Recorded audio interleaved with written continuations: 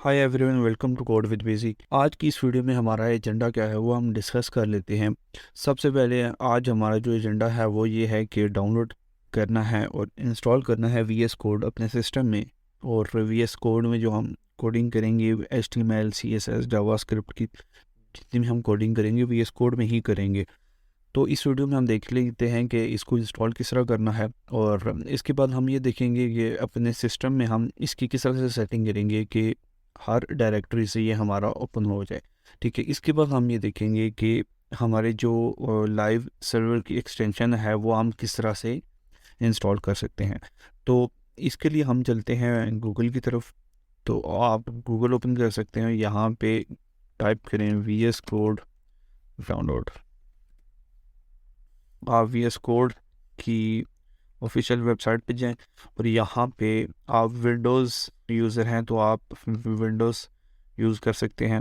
ठीक है, अगर आप लिनक्स या मैक यूज़र हैं तो आप मैक और लिनक्स के लिए यहाँ से वी एस कोड डाउनलोड कर सकते हैं। तो मैं क्योंकि विंडोज़ यूज़र हूँ तो मैं विंडोज़ यूज़र वाला ऑप्शन सेलेक्ट कर लूँगा। तो विंडो यूज़र्स जो है 64 बिट और ये 86 हमारा जो 32 बिट के लिए होता है। तो मैं 64 बिट सिस्टम यूज़ कर रहा हूँ तो हम 64 बिट के लिए इसकी इंस्टॉलेशन कर लेंगे।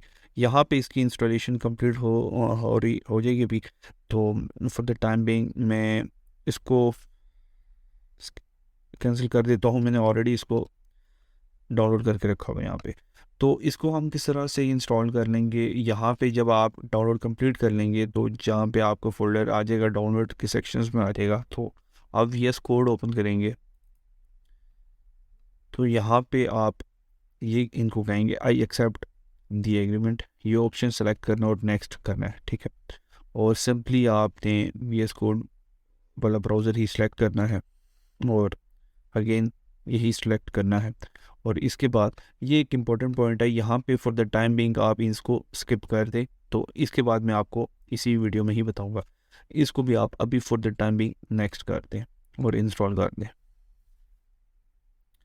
तो ये थोड़ा सा टाइम लेगा, इसकी फाइल्स जितनी भी होंगी वो आपके सिस्टम में सेट हो जाएंगी, इंस्टॉल हो जाएंगी। और हमारा ये बेसिकली इंस्टॉलेशन का सेटअप है और इसके बाद ये हमारी कंप्लीट हो चुकी है। मैं अभी लॉन्च नहीं करना चाहता, मैं खुद मैनुअली इसको लॉन्च करना चाहता हूँ। इसको अनचेक करते हैं और यहाँ से फिनिश करते हैं।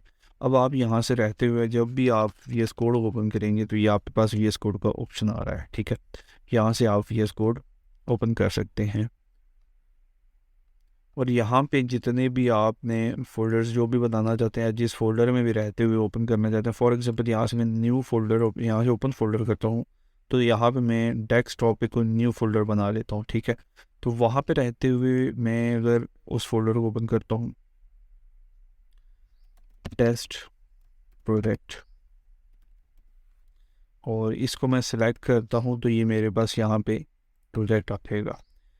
अब यहाँ पे जो हमारा भी हमने प्रोजेक्ट हमने फोल्डर क्रिएट किया है उसकी डिटेल्स यहाँ पे जो हम फाइल्स क्रिएट कर सकते हैं।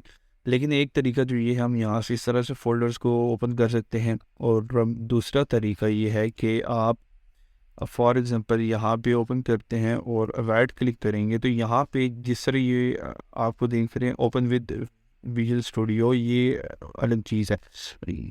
Open with V S code का भी यहाँ पे ऑप्शन आता है। ठीक है, लेकिन फॉर द टाइम बिंग हमारे पास नहीं आ रहा क्योंकि हमने कुछ ऑप्शंस को हमने उसको अनचेक किया हुआ था। तो इसके लिए हमें क्या करना पड़ेगा, वी एस कोड को हमें पहले अनइंस्टॉल करना पड़ेगा और यहाँ से हम इसको फाइनल ये रहा हमारा, इसको हम अनइंस्टॉल करते हैं फॉर द टाइम बिंग।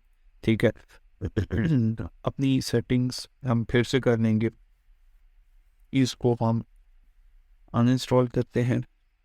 ठीक है, रिमूव हो चुका है। तो यहाँ पे अब आप देखें कि वी एस कोड अब मेरे सिस्टम से अनइंस्टॉल हो चुका है। ठीक है, तो अब हम इसको किस तरह से दोबारा सेटिंग करेंगे।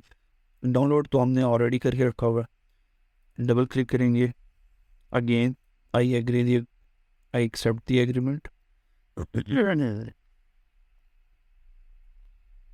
Next next. अच्छा, इसमें से ये इम्पोर्टेंट आपके पॉइंट्स हैं, ये जितने भी ये 3 पॉइंट्स हैं इनको आपने चेक कर लेना है।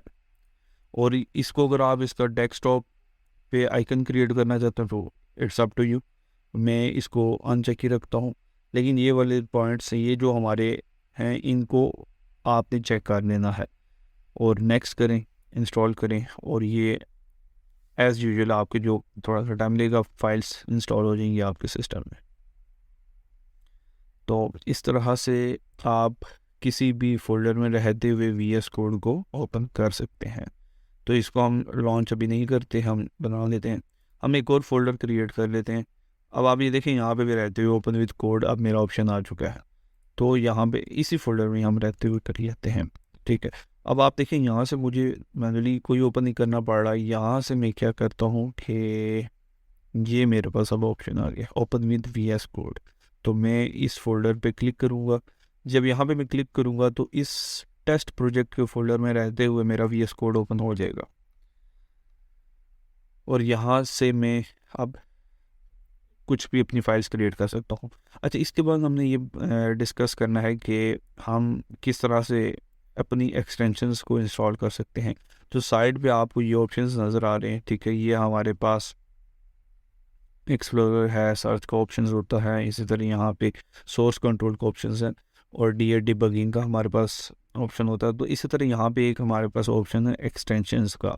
इसके लिए आपके सिस्टम इंटरनेट से कनेक्ट होना लाजमी है। यहाँ पे इंस्टॉल्ड आप जितनी भी एक्सटेंशन है वो इंस्टॉल कर सकते हैं, कोई भी एक्सटेंशन आप इंस्टॉल कर सकते हैं। आई मीन यहाँ पे अभी फॉर द टाइम बिंग हम कौन सी करेंगे, लाइव सर्वर की एक्सटेंशन इंस्टॉल करेंगे ताकि हमारा page again and again connect ना, रीलोड हमें खुद ना करना पड़े। तो लाइव सर्वर की एक्सटेंशन है, यहाँ से अब आप करेंगे। ये मेरे सिस्टम में अभी क्योंकि मैंने ऑलरेडी उसकी इंस्टॉल किया हुआ था। तो अब हम यहाँ से क्या करते हैं कि यहाँ से अगर हम डिसेबल करते हैं तो हमारा पेज रीलोड नहीं हो लगेगा। तो इसको हम अभी दोबारा क्या करते हैं, इनेबल करते हैं, ठीक है। जब आप इनेबल कर लेंगे तो ये जो लाइव का ऑप्शन है, ये ऑप्शन आपके पास ये वाली एक्सटेंशन इंस्टॉल करने के बाद ही आएगा, ठीक है। तो आई होप कि आपको ये बात समझ आ गई होगी और अच्छी समझ आई होगी। तो यहाँ पे हम क्लिक कर लेते हैं। तो अब इसी फोल्डर में रहते हुए हमारा जो लोकल सर्वर है वो ओपन हो जाएगा। अभी क्योंकि हमने कोई फोल्डर क्रिएट नहीं किया था तो वो हमें रूट पे ही लेके जा रहा है, जो हमारी ये स्लैश रिप्रेजेंट करता है रूट को। तो आई होप कि आपको अच्छी समझ आ गई होगी। कोई बात ना समझ आई हो, कोई आपका क्वेश्चन है तो आप कमेंट करके पूछ सकते हैं।